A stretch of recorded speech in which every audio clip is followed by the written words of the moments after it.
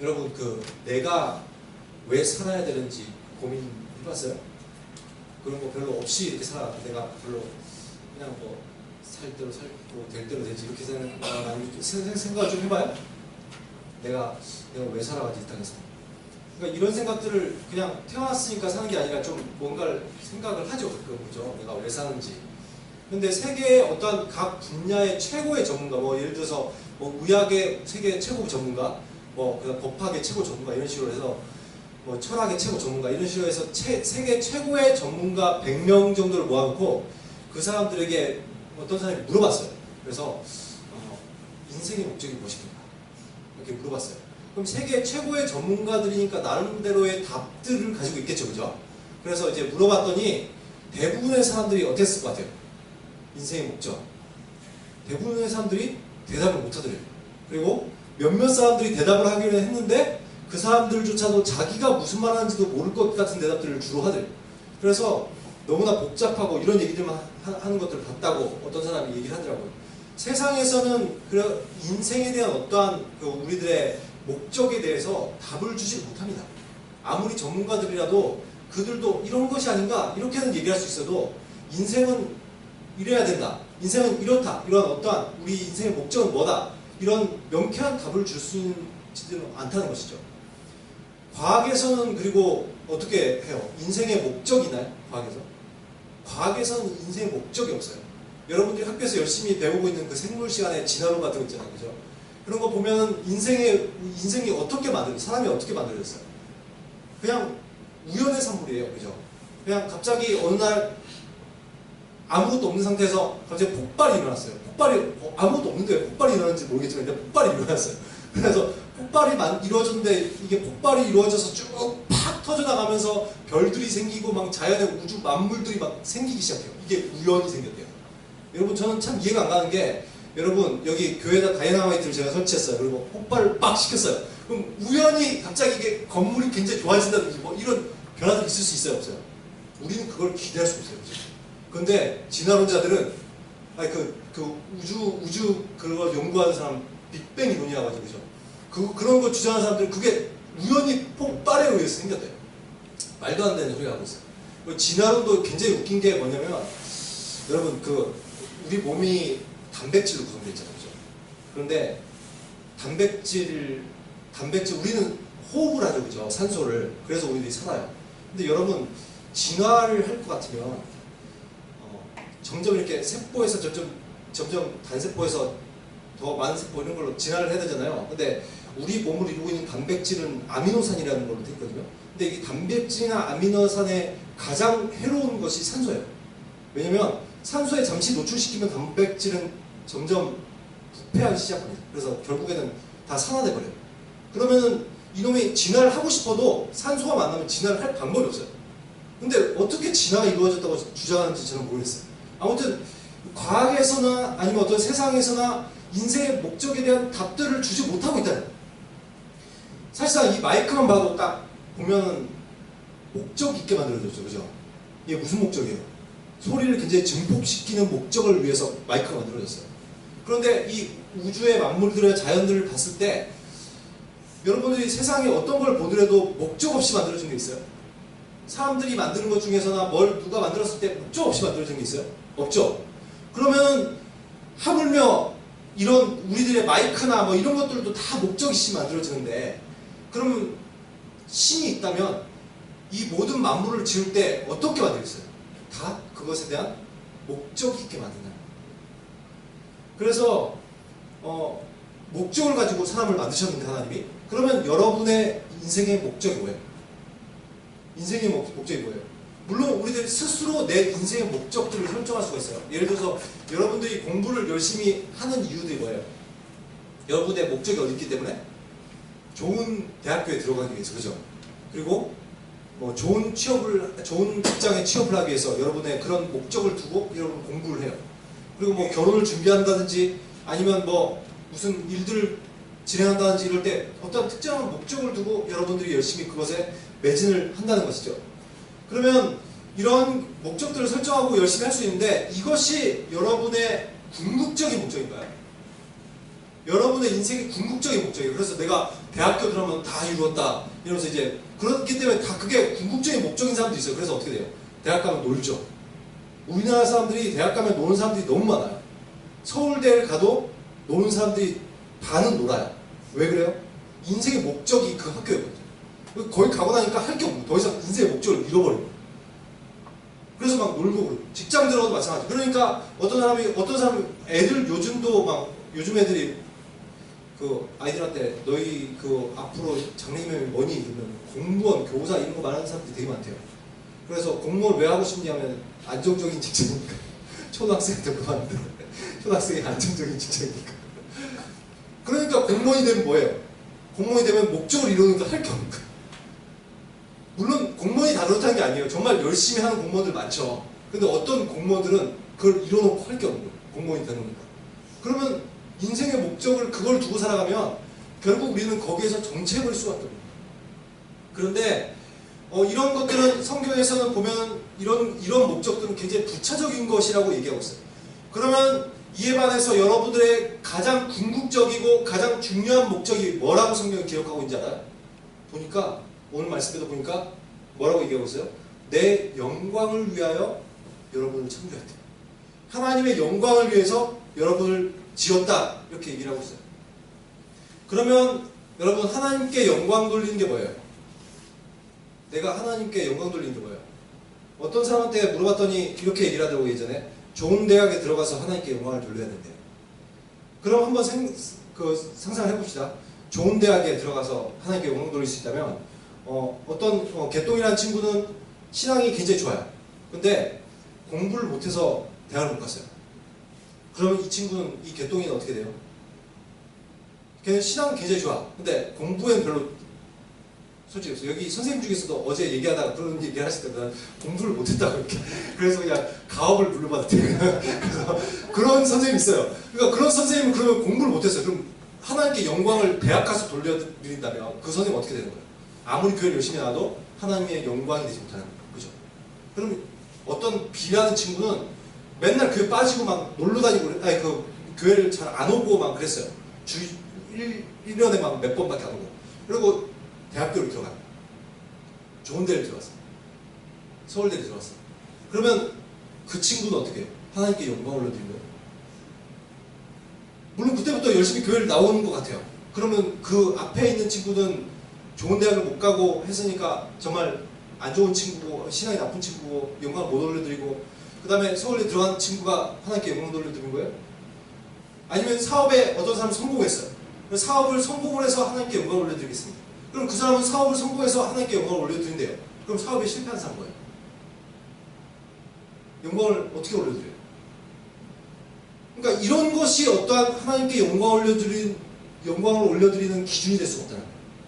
그러면 무엇이 하나님께 영광을 올려드리는 거냐는 것이죠. 영광의 어떠한 사전적 의미를 보면 영광이 무슨 뜻이냐면 무겁다라는 뜻이 있어요. 그러니까 예를 들어서 이게 어떤 사람들이 어떤 한 명이 남들보다 훨씬 탁월함에 있어서 묵직해요. 무슨 의미인지 알겠죠? 굉장히 탁월함이 굉장히 깊어요. 그러면 어때요? 이 사람이 영광스럽다고 얘기해요. 그러면 그러니까 어떠한 사람이 탁월함을 가지고 있을 때 느끼는 어떤 묵직함, 이걸 영광이라고 하거든요. 예를 들어서 이런 거예요. 여러분 그 세계에서 가장 피겨스케이트를 잘 타는 사람이 누구예요? 네, 김연아죠. 그러면 여러분이 딱 이런 TV에서 보는 게 아니라 스크린에서 보는 게 아니고 여러분이 가장 좋은 자리를 끊었어요. 여러분 그런 자리 못 끊는 거 알죠? 그 김연아가 타는 데서 여러분의 가진 주머니에 있는 용돈 가지고는 절대 그 앞에 최고 앞에 있는 로얄석을 끊을 수 없어요. 근데 여러분이 누군가 그 표를 줬어요. 그래서 여러분이 최고 앞에 앉았어요. 그래서 피겨를 막 이렇게 타는 거예요. 김연아 샥 타고 있는데 여러분이 그 모습을 계속 보고 있습니다. 그럼 여러분이 그걸 보면서 느끼는 감정이 뭘까요? 그냥 이거 보고 있어요? 아니죠. 이러면서 보면서 특히 그거 뭐죠? 세 바퀴 돌면서 이렇게 딱 하는 그런 거 딱 하면서 보면 이러면서 감탄이 되겠죠. 그러면서 끝났을 때 여러분의 반응이 어떨 것 같아요? 끝났을 때 반응이 대박! 이러면서 이래야 막 기립박수 붙이고 와 이럴 거야 막. 왜 그래요? 그 사람이 가지고 있는 그런 탁월함을 볼 때 내 안에서 그 사람이 되는데 온갖 존귀와 찬사와 이런 찬양과 이게 다 쏟아져 나오는 거예요. 저 사람 진짜 대단하다. 와 이렇게 되는 거예요. 그러죠? 안 그래요? 안 그런데. 그럼 여러분이 가장 좋아하는 연예인이라든지 이런 사람이 누가 이렇게 했을 때 이러죠? 안 그런가 보다. 저는 그래요. 저는 누가 뛰어난 사람 보면 이게 영광이에요. 이게 영광. 그러니까 어떠한 특별한 대단한 사람 봤을 때 와! 그 사람 이렇게 하고 막 참지 못하는 그런 반응 있잖아요. 내가 그 사람은 정말 이 사람은 정말 대단하다 이러면서 막 하는 반응이 영광이라는 거예요. 그러면 이런 것들을 느낄 때 마찬가지로 어떠한 하나님을 봤을 때 하나님이 우리들과 비교할 수 없는 어떤 굉장히 탁월함을 가지고 있어. 그리고 정말 대단하신 분이야. 이런 걸 볼 때 어떻게 반응이 일어난다고 우리들이 와! 이러면서 하나님 진짜 짱! 으아! 막 이렇게 된다고요. 이게 정상적인 반응이라고 성경이 지금 말하고 이게 영광이라고. 그러면 이런 게 영광이라는 뜻인데 그럼 어떨 때 하나님께 이런 존경과 사랑과 찬사 같은 게 나오게 되는 거예요? 어떨 때 이렇게 되는 거예요? 그러니까 내가 어떨 때 하나님께 영광을 올려드리게 돼요? 크게는 두 가지가 이유가 있습니다. 첫 번째는 하나님께서 어떤 행하신 일과 구원의 사역들을 봤을 때 그래요. 그러니까 이런 거죠. 그 하나님이 여러분들 삶 가운데 이뤄놓으신 것이 뭐예요? 아무것도 안 이뤄놓으셨어요. 여러분 삶 가운데 뭔가를 개입하고 이렇게 진행을 하고 계시잖아요. 그죠? 여러분들 삶 인도해 주시기도 하시고, 여러분 여기에 교회에 나와서 여러분이 이렇게 예배드리는 이유가 뭐예요? 여러분들 다 하나님께서 예수 그리스도께서 여러분들 위해서 십자가 달려 죽으셔서 여러분이 어떻게 된 거예요? 죄가 없이 함을 받고, 그래서 여러분이 하나님의 백성이 된 거예요. 그죠? 여러분을 구원시켜 주셨다고 하나님. 그러니까 이런 것들을 생각할 때 어떻게 되는 거예요? 하나님이 나를 구원해 주셨구나. 이렇게 생각하면 정말 나 같은 보잘것없는 사람은 나를 구원해 주셨구나. 이걸 내가 깊이 느끼기 시작하면 어떻게 돼요? 그분이 너무나도 감사하죠. 그리고 그분에 대해서 감격이 생기기 시작해요. 그럼 내가 그분에 대해서 어떤 느낌을 감정을 가질 수밖에 없어요. 와, 이분 정말 대단하신 분이다. 하나님 정말 저 같은 사람을 어떻게 구원해 주십니까? 이러면서 내 안에서 그 참을 수 없는 감격과 감사와 이런 것들이 막 나오는 거예요. 그래서 하나님께 찬사를 드리게 돼요. 이게 하나님께 영광을 올려드리는 거예요. 그 대표적인 사건이 구약에 보면은 이집트에 행하셨던 10가지 재앙 사건 여러분 아시죠? 그 사건이 바로 그거예요. 10가지 재앙 사건과 출애굽 사건을 보면서 하나님께서, 그러니까 하나님의 이적과 기사활동에서 스스로 영광을 취하신 사건인데, 재앙을 그 이집트에 행하신 이유에 대해서 출애굽기 9장 14절과 16절에 이렇게 얘기하고 있습니다. 온 천하에 하나님을 알리십니다. 하나님 이렇게 하신 이유가 하나님의 영광을 드러내기 위해서, 온 천하에 그 하나님의 영광을 드러내기 위해서 그를 행하셨다. 그러니까 여러 가지 재앙들이 떨어져요. 여러분 막 우박이 팍 떨어지는데 불이 우박의 뒤에 쭉 불러갔다가 딱 불면서 모든 그 작물을 태워버리는 거, 이런 거 여러분들이 보면 어때요? 기분이? 오 대단하죠. 여러분 우박 떨어지는 거 본 적 있어요? 우박 떨어지는 거 내가 봤다. 없어요? 저는 봤어요. 그냥 우박 그냥 그 우박 정도 아니 2만원 탁구공에 거의 버금건 우박이 제 철원에서 그 군대 생활했거든요. 거기서 막 떨어지기 시작하는데 와 창문을 막 치니까 막 거의 깨지려고 막 이러더라고요. 그래서 저희들이 구경하면서 이렇게, 제가 그때 성병 때였는데 보고 있다가 옆에 병장이 있었어요. 저희가 3개월 정도 살면 보고 있다가 김병장님 혹시 가위바위보 해가지고 진 사람 저 나무 찍고 할래요? 그래서 가위바위보 애들 몇 명 도모아가지고 가위바위보 진 사람이 나무를 찍으러 가는 거예요. 그러면 찍으러 갈 때 우박들이 막 떨어져요. 그러면 아따 이러면서 저는 한 번도 안 그랬어요. 다행히. 그래서 그 고참도 몇 번 가고 있어요. 그래서 막 우박을 맞아가면서 했던 그 기억이 나요. 근데 그 우박이 굉장히 아프거든요. 근데 그게 아니라 불이 붙어있어 우박에. 여기 성경에. 그럼 팍 떨어지고 있어요. 그럼 이게 장난 아니죠. 그리고 갑자기 막 하나님이 물이 피로 변하게 만들어요. 이런 것들을 여러분 볼 때 어떻게 돼요? 하나님 진짜 잘. 이런 생각들이 들겠어요, 안 들겠어요? 드는 거예요. 그래서 하나님께서 이런 걸 통해서 온 천하에 하나님이 어떠한 분이신지 알기 위해서 이집트에 재앙을 내리셨대요. 그리고 두 번째 이유는 하나님의 이름을 그래서 온 천하에 전파되게 하셨대요. 이런 놀라운 사건들을 볼 때 어떻게 되는 거예요? 하나님 정말 대단하신 분이다. 그러니까 내가 어떻게 해야 되겠다? 하나님 믿어야 되겠다. 이렇게 생각이 듭니다. 그래서 많은 사람들을 구원하기 위한 구원의 목적으로 하나님께서 하셨다고 지금 성경이 말하고 있는 거예요. 결국 그래서 이스라엘 백성과 온 열방이 하나님의 영광을 이 출애굽 사건을 통해서 10가지 재앙을 사건을 통해서 보게 된 것이죠. 그래서 이방 사람들, 열방 사람들 어떻게 되는 거예요? 하나님을 정말 대단하신 분이라고 생각하면서 정말 참신은 하나님밖에 없다라고 찬양을 하게 되는 것이고, 이스라엘 백성은 어떻게 해요? 자기를 구원하신 하나님을 보면서 내가 그 구원에 감사하고 감격하게 되는 거예요. 이것이 하나님께서 우리들 삶 가운데 행하신 능하신 행동들과 구원을 통해서 우리들이 하나님을 찬양하게 되는 거예요. 영광을 올려드리게 되는 거예요. 이거는 이제 구약에 있었던 사건이고, 신약에 넘어와서는 가장 하나님께서 그러한 방식으로 하나님의 영광을 드러내는 사건이 뭐가 있는 거죠? 그 출애굽 사건하고 좀 비슷해요. 어떤 거예요? 예수 그리스도의 십자가와 부활 사건. 그때 출애굽 사건도 10가지 재앙을 보이시면서 이스라엘 백성을 구원하시기 위한 하나님의 목적을 두고 행하셨거든요. 근데 예수 그리스도의 십자가 사건도 어때요? 이 모든 세상 가운데 하나님께서 예수 그리스도께서 우리를 구원하러 오셨다라는 걸 보이시고 우리를 실제로 구원하시기 위해서 이루신 사건이에요. 그러니까 이러한 십자가를 볼 때 어떻게 되고 우리들이 구원을 경험한 모든 사람들이 하나님께 영원토록 우리들이 존귀와 찬사와 사랑을 표현할 수밖에 없게 됩니다. 이게 하나님께서 영광 받으십니다. 그러면 이렇게 우리들이 하나님이 대단하신 분이라고 하나님을 경외하면서 찬사와 영광을 올려드리는 그런 어떤 모습이 뭐예요? 이걸 바로 예배라고 하는 거예요. 그래서 여러분은 그 예수 그리스도께서 구원하신 감격에 겨워서 여러분 뛰면서 교회하지만 주님께서 날 구원하셨다 이렇게 표정을 보니까 안 그런데 실제로 원래는 그런 거예요. 예수님께서 나를 구원하셨다. 그래서 교회 들어올 때 막 기쁜 마음으로 그 주님을 만나야지. 이런 마음으로 우리들이 원래라면 교회를 들어오는 거예요. 주님께서 구원하셨습니다. 그래서 우리들이 이 자리에 앉아서 예배드리는 것이 그런 주님을 우리들이 찬양과 존귀와 찬사를 하면서 아까 김연아를 보면서도 우리들이 기립박수를 치고 막 이러는데 찬양을 드릴 때는 가만히 이렇게 졸고 있고 예배드릴 때도 졸고 이게 아니고 같은 그런 반응들이 내가 옆에 친구가 의식돼서 좀 내성적이라서 표현을 못한다 할지라도 내 마음속에서 정말 그런 주님이시다 이러면서 이런 반응들이 있어야 되는 거죠. 내 안에. 그래서 우리들이 구원을 경험한 사람들이 예배드림으로써 결국 하나님께 그런 영광을 올려드린다는 거예요. 그리고 두 번째로는 하나님께서 만드신 모든 피조세계와 섭리와 질서들을 볼 때 우리들이 하나님께 영광을 올려드릴 수밖에 없게 돼요. 하나님께서 지으신 세계를 보세요. 안 보이네요.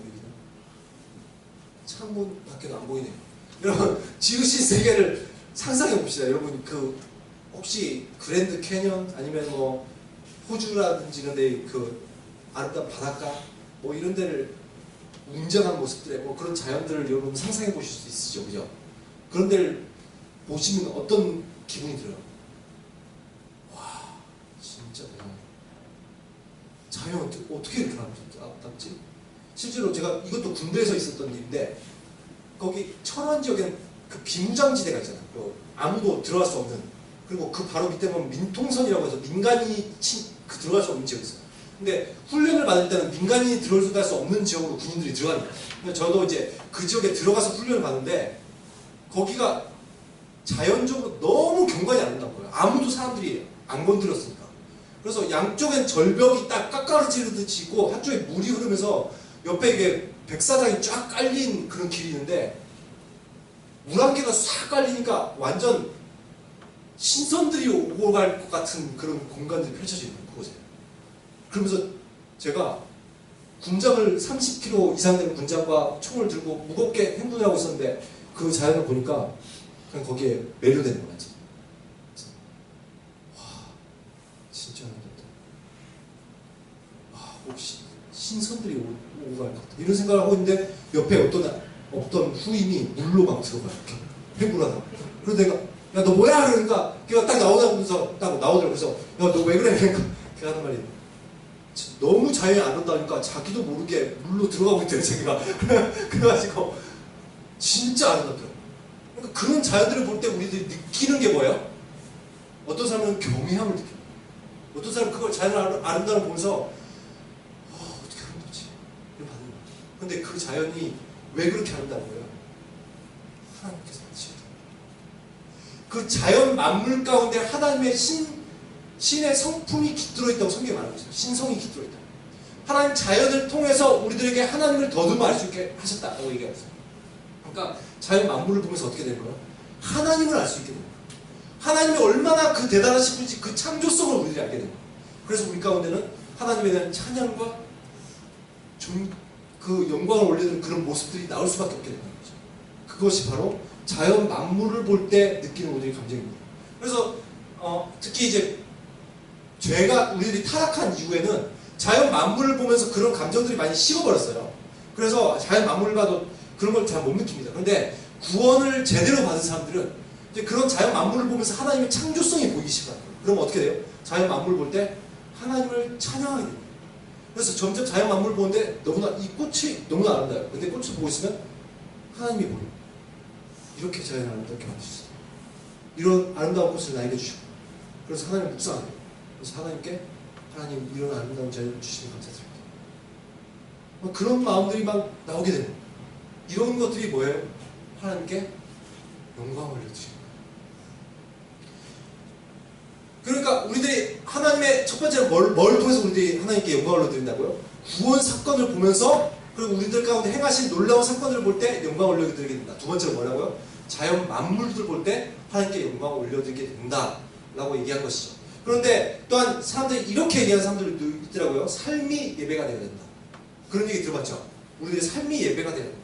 그럼 이것도 삶이 하나님께 영광을 올려드리는 것이 되어야 한다, 이런 말로 바꿀 수 있을 것인데, 그러면 어떻게 하면 우리들이 하나님께 삶이 예배가 될 수 있어요? 어떻게 하면 삶을 통해서 영광을 올려드려요? 이것은 하나님께서 우리를 하나님의 영광의 반사체로 만드셨기 때문입니다. 여러분, 별과 달이 자체 발광을 해요? 아니면 태양빛을 반사하는 반사체예요? 몰라요? 여러분들이 배운 과학적 상식으로는 그걸 도저히 따라할 수 없나? 초등학교에 나올 건데 자체 발광하지 않아요, 그죠? 별이나 달은 무엇의 반사체예요? 태양의 반사체예요, 그죠? 태양이나 별빛, 어떤 더 그 항생체들의 어떤 그 반사체예요. 그러면 여러분, 인간은 어떻게 하나님께서 지으셨을 것 같아요? 사람이, 제가 좀 자체 발광이 되나요? 좀 이렇게 뒤에서 수상이 좀 나오고, 안 그렇죠, 그죠? 그런데 저의 모습을 보면서 저 사람 진짜 괜찮은 사람이에요. 예를 들어서 저 사람은 정말 저런 사람이 되었으면 좋겠어, 이런 생각을 할 수 있는 사람들이 생길 가능성이 있을까 없을까요? 제가 제대로 살면 가능성이 있겠죠. 얘들 없지 않아, 있어. 나도 그럴 가능성이 있다고, 나 같은 사람. 그러면 그게 왜 그래요? 내 모습을 통해서 하나님의 영광을 드러낼 수 있도록 하나님께서 하신 거예요. 그러니까 나는 자체 발광할 수 있는 능력이 없어. 근데 하나님이 굉장히 영광스러우신 분이셔요. 그래서 그분이 나에게 하나님의 그 빛을 나에게 조명해 주시는 거예요. 빛이 이렇게 조명이 싹 돼요. 그러면 제가 얼굴이 이렇게 좀 노랗게 되나? 빛이 이렇게 싹 오면 내가 하나님의 영광을 보여요. 그럼 내가 어떻게 된 거예요? 하나님의 영광의 반사체가 돼서 내 모습 가운데서 다른 사람 딱 봤을 때 다른 사람들이 저 사람 진짜 대단한 사람이다. 정말 저 사람을 보니 내가 하나님을 믿고 싶다. 이런 모습들이 될 수가 있어요, 없어요? 될 수 있는 거예요. 이게 바로 우리의 모습을 통해서 다른 사람들에게 영광이 되게 하는 하나님의 영광. 그러니까 우리들이 어떻게 살아야 되겠어요? 하나님의 영광의 반사체라는 것을 우리 마음 가운데 인지하고 살아요. 여러분, 무월광이라는 거 알아요? 무월광. 없을 무자에 그 달 월자에 광채야, 광자예요. 그럼 뭐예요? 달이 없어서 빛이 없는 걸 얘기해요. 안 보이는 것은. 근데 이것도 군대에서 있었던 일인데, 왜냐면 이쪽에서는 무월광이 없어요. 왜냐면 빛이 조금이라도 보이잖아요. 근데 군대 가면은 저 오지방 산소로 이렇게 있기 때문에 빛 자체가 안 들어올 때가 있어요. 달과 별이 빛이 안 보이면 여러분 진짜 아무것도 안 보여요. 1m, 요 바로 눈앞에 있는 것이 안 보여요. 아예. 그래서 가다가 이렇게 흥분하다 갑자기 소리 들리고 막 구덩이 빠졌고 막 뒹굴고 막 이런 일도 있어요. 진짜 빛이 안 보이면 이게 약 15도 정도 각도로 이쪽에 약간 이쪽 보면 약간 보이거든요. 이렇게 하고 이쪽 가면 앞이 이쪽 보여요. 그렇게 하라고 가르쳐줘요, 군대에서. 근데 그렇게 진짜 빛이 없으면 안 보여.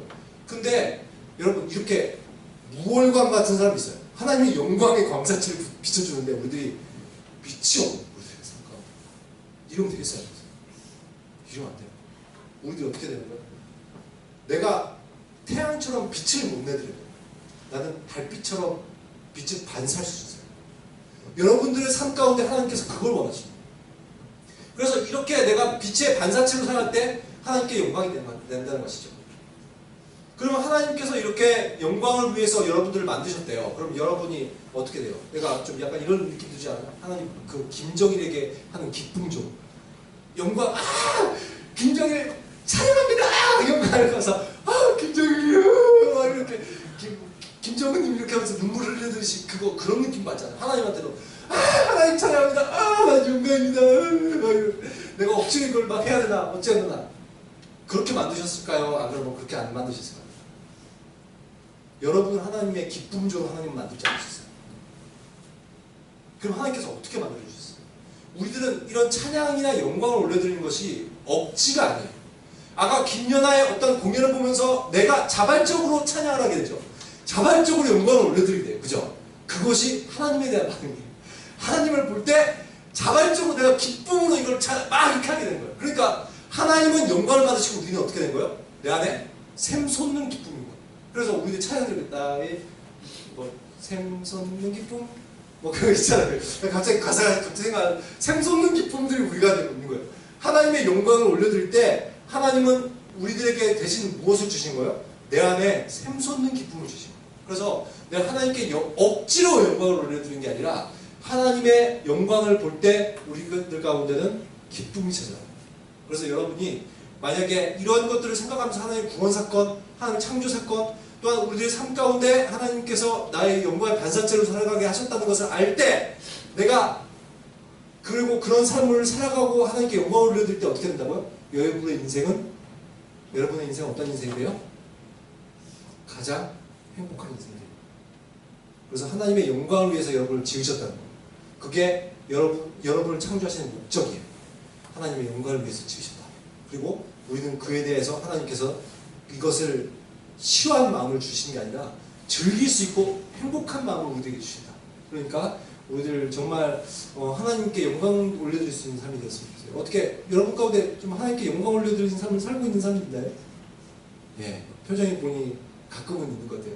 그러니까 여러분들이 모두가 이렇게 하나님께 영광을 올려드릴 수 있는 삶이 되었으면 좋겠고, 내가 만약에 삶의 이유와 목적을 모르고 살아가면 우리는 너무나 허무하고, 또한 결국 삶을 어떻게 살지 모릅니다. 어떤 목사님이 그 얘기 하시더라고요.